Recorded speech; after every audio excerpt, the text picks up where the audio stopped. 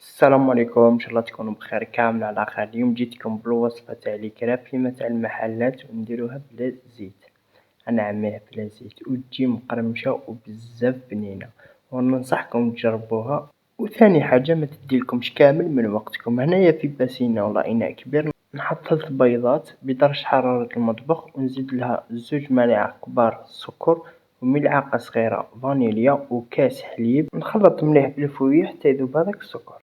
زدت لها ملعقة كبيرة من شيكولا أوبتيلا، راح نزيدلكم بنة في البنة، ننصحكم تجربوها بهذه الطريقة. وراح نزيد لها ملعقة كبيرة من الكاكاو، واللي ما يحبش الحلاوة بزاف تقدروا تستغنيو على الشيكولا وديروا 2 ملاعق كاكاو. وهنايا لازم تصفيوها باش نحاول ما تخرجلناش هذيك لي كريمة، ونزيد لها كاس فارينة لازم نغربلوه، وحجم الكاس اللي استعملته 220 مليلتر، ولازم نتكيلو به الحليب، هذاك هو اللي تكيلو به الفارينة. وهنايا راح نصفيوها، راح نتخلصو من هذيك الحبيبات كامل. وهنايا كنت حطيت هذيك المقلاة على النار، راح ندهنوها بشوية زبدة ونمسحها بالبابي، ما نخليوش هذيك الزبدة في المقلاة. وراح نحطو مغرف من هذاك الخليط، هذاك الخليط تاع الكراب، ونخليوها على النار لازم حتى تخرج من تحت مقرمشة، حتى قريب تتحرك كيما نقولو حنا، حتى قريب تتحرك.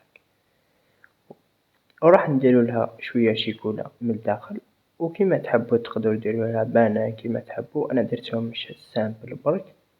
وهنايا نزيدو لها هاديك الشيكولا، أنا استعملت أوبتيلا، وانتم أي شيكولا متوفرة عندكم تقدرو ديرو مورجان نوتيلا، أي شيكولا متوفرة عندكم.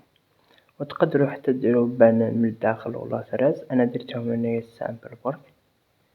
وهذه هي النتيجة، لازم تخرج كيما هكذا وبلا زيت، وننصحكم تجربوها وراح تخرج لكم بزاف بنينة.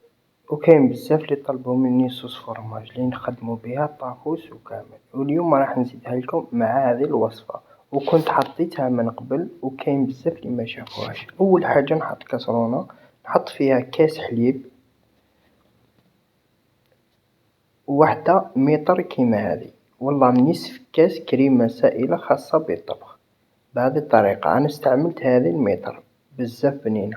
ونزيدو لها فرماج مبشور، ونزيدو لها 2 ملاعق كبيرة من فرماج موندور، ولا تقدروا تستعملوا تاع المثلثات إذا كان متوفر عندكم.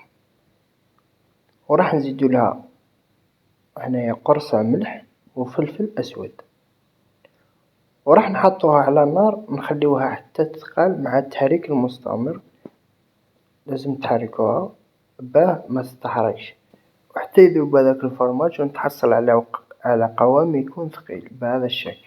وراح تخدموا بها بزاف حوايج، وبصحتكم سلام.